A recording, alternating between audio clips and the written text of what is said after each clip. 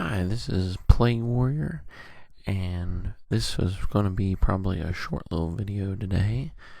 It's going to be about writing versus art, and that basically people talking about which they like better, which is more important in the book, and I want to come from the writing side a little bit. I favor the writing side.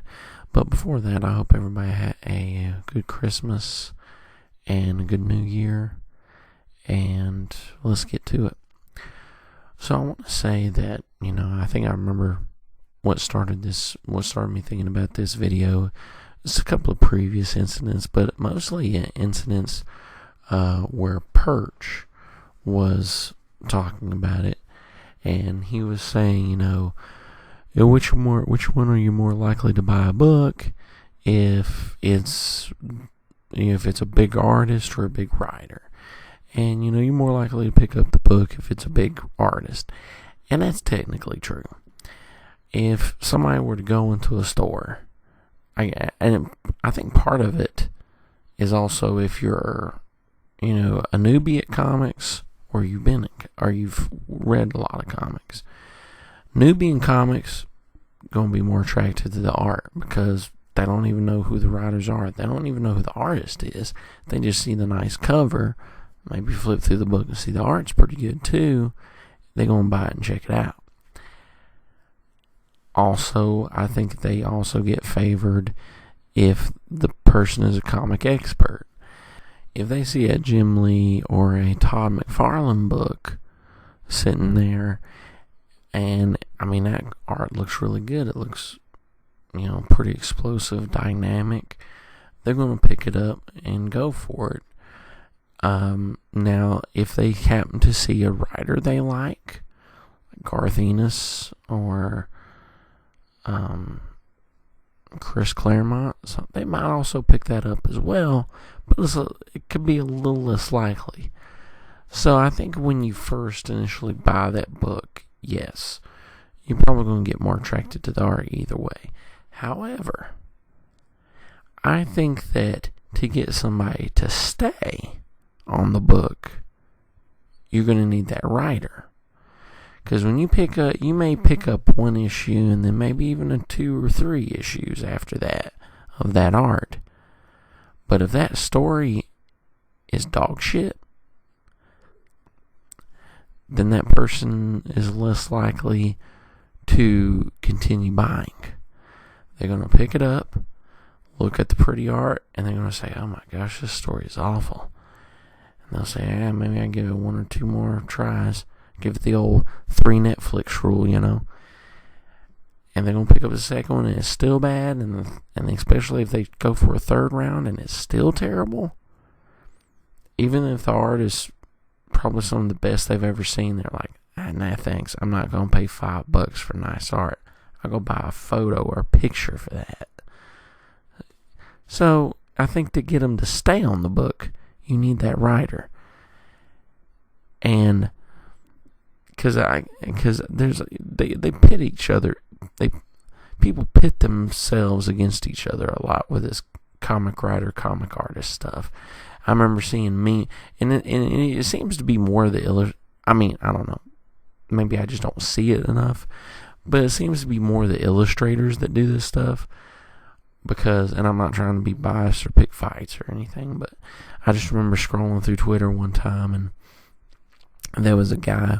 It was a scene from Invincible where they're showing like planes, the airplanes go by, and Omni-Man is talking to his son. I think his name's Omni-Man. I'm sorry, I haven't seen Invincible yet. I'd like to, but he says, "Oh, look what they have to do to match our power." And Omni-Man, it says illustrator, and then the planes it says comic writer. So they like to think that they're better. And I think it's because they do put a lot of effort in, but I think they think that, writing either comes easier or, and that they have to put hours and hours of work into it where a writer can just write on the fly. And that's also expressed in some, by some people too that I've met personally. I went to a Comic-Con. It was actually 2 different cons. It might even have been the same one. I can't remember. It might be the same one. But I went up to one guy, and he was putting out his own comic, and he was the illustrator. Now, he was actually both. That's what it was. He was both. But the funny thing was his was stick figures. And he says, I asked him about making a comic and stuff, and he says to me, well, anybody can draw. Writing is I don't remember if he said writing is the hard part, but he's like, anybody can draw. You can put out your own book. You can do it. Anybody can draw. And I was thinking, not everybody can draw. I mean, you got stick figures there. How many books you likely to sell on stick figures? So I went around, kept walking around the, convention. Met another guy from Marvel Comics. He was not a writer or illustrator. I think he was either a letterer or an editor. He might have actually been both at one time. But he was putting out some type of Civil War book. And he's talking to me. He goes, well, anybody can write. He goes, it takes an artist hours on hours to do a page, whereas you can write the whole story in one night. And I'm like, I had the same reaction. I'm like, okay, either one, you're not very good at this, or your story's crap, or else you've written so many stories over a lifetime that you kind of, picked up on this, or cliches or tropes that you can put something out real fast. Each one has this bias towards the other. And the fact of the matter is, number one is, yeah, everybody can write technically, and everybody can draw technically, but if you want to write good, then it takes loads of time and loads of hours of studying.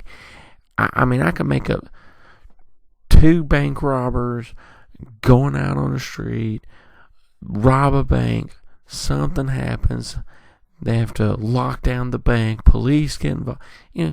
I'm just coming up with that on the fly. And yeah, you can turn that into the story. But how many hundreds of times has this happened? What's different about it? What makes your characters likable? What's your unique situation that makes yours different from everybody else's? That's what people forget about. So yeah, technically anybody can write, but only a few write good. And the same thing with illustrating or drawing. Me personally, I can't draw worth crap, but I can put down pen and paper, and I can get some stick figures. I can even draw some figures that look very ugly, and somehow make the book, but it ain't gonna win no awards or nothing. It takes hours of practicing and hours of drawing to master the craft. So, that's why it's only select few can do each side. Now, a lot of illustrators think they can do both sides, which is why you think you get some kind of average books, because the art looks good, but the stories are not good. Like very few, like Frank Miller is one of the few that can both write and draw at the same time. And if you notice, sometimes they on a book, they don't try to do them both at the same time. It's very rare that they do them both at the same time, because it takes a lot of time and effort to do both sides. And that's the magic of that's why it's like I hate the topic of which one's more important, because it takes both sides to make a good book. When you find that perfect combo of writer-artist, there's nothing like it you've ever seen. The Steve Ditko Stan Lees, I do Stan Lee and Jack Kirby. I'm trying to think of another one here. Chris Claremont and John Byrne. Those are the dream scenarios. You get those two together, you're going to get a masterpiece of a book. And it's not one or the other. It's both combined. So, that's my rant for today. Hope y'all enjoy it. Hope y'all enjoy your week.